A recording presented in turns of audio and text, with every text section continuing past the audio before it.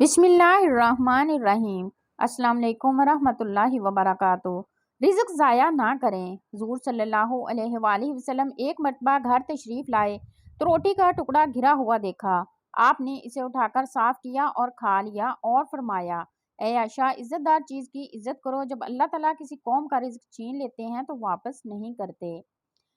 بچپن ہی سے سنتے آئے ہیں کہ رزق کو ضائع نہیں کرنا چاہیے، لیکن لوگ اس حوالے سے زیادہ محتاط نظر نہیں آتے ہیں۔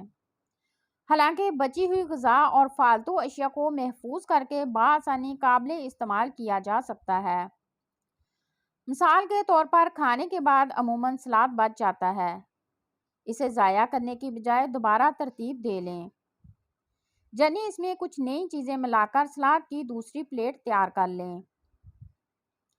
بعض اوقات انڈے کی صرف سفیدی استعمال کی جاتی ہے، لیکن زردی بچ جاتی ہے۔ بچی ہوئی زردی کو شیشے کے مرتبان میں ڈالیں اور اس میں تھوڑا سا دودھ ملا کر فریج میں رکھ دیں۔ یہ قابل استعمال ہوگی۔ اضافی آٹے کو خمیر ہونے سے بچانے کے لیے اس پر گھی لگائیں، پھر بھیگے ہوئے کپڑے سے ڈھانک کر فریج میں رکھ دیں۔ اس میں خمیر پیدا نہیں ہوگا اور اس کی پکائی ہوئی روٹی تازہ گوندے ہوئے آٹے کی طرح ہی لذیذ ہوگی۔ استعمال شدہ گھی کو ضائع کرنے کی بجائے ہلکا سا گرم کریں، پھر اس میں ایک پیالی خوب ٹھنڈا پانی ڈال دیں۔ اس عمل سے گھی میں تلی ہوئی چیز کے ذرات نیچے بیٹھ جائیں گے اور صاف گھی اوپر آ جائے گا۔ اب اوپر سے جمع ہوا گھی باہر نکالیں۔ اگر گھی بہت زیادہ میلا ہو تو گرم پانی ڈال کر اچھی طرح ہلائیں اور پھر ٹھنڈا ہونے دیں۔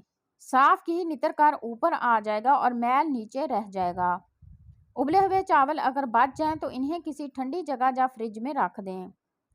دوسرے دن جب تازہ چاول پکائیں تو چاولوں کا پانی پھینکنے سے پہلے باسی چاول شامل کر لیں اور پانی چھان لیں۔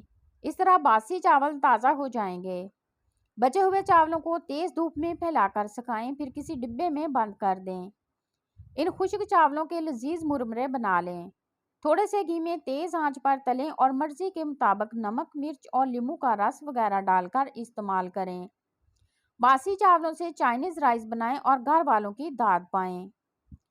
بچی ہوئی روٹی کی حلیم بنا لیں اور پھر ٹماٹر، ہری مرچوں اور من پسند مسالوں کے ہمراہ بھون کر دم پر رکھ دیں۔ اس پر تلی ہوئی پیاز، لیموں کا رس اور چاٹ مسالہ چھڑک کر کھائیں، نہایت لذیذ پائیں گے۔ گاجر، مولی، کدو، ٹنڈے اور بینگن کی بھجیا بچ جائے تو ان کے پراٹھے بنا لیں۔ اسی طرح اگر گوشت کا سالن بچ جائے تو اس کی بوٹیاں، چنے کی دال اور آلو کو ایک ساتھ ابال لیں۔ پانی خشک ہو جائے تو اس امیزے کو پیس کر کباب بنا لیں۔ ڈبہ روٹی کے بچے ہوئے ٹکڑوں کو سکھا کر پیس لیں تو بطور بریڈ کریمز استعمال کیا جا سکتا ہے۔ بچی ہوئی دال میں آٹا، ہری مرچیں اور نمک ملا کر گوندیں اور پراٹھے بنا لیں۔ بچے ہوئے آلو کو برتھا کریں، پھر ان میں ہری مرچیں، ہری پیاز، ہرا دھنیا اور نمک ملا لیں۔ اس امیزے کو رول یا سموسوں کی پٹیوں میں بال لیں۔ ہلکی پھلکی بھوک میں یہ مزیدار رول اور سموسے بہت مزہ دیتے ہیں۔ میری آج کی ویڈیو اچھی لگی ہو تو چینل کو لائک اور سبسکرائب ضرور کیجیے گا۔ شکریہ۔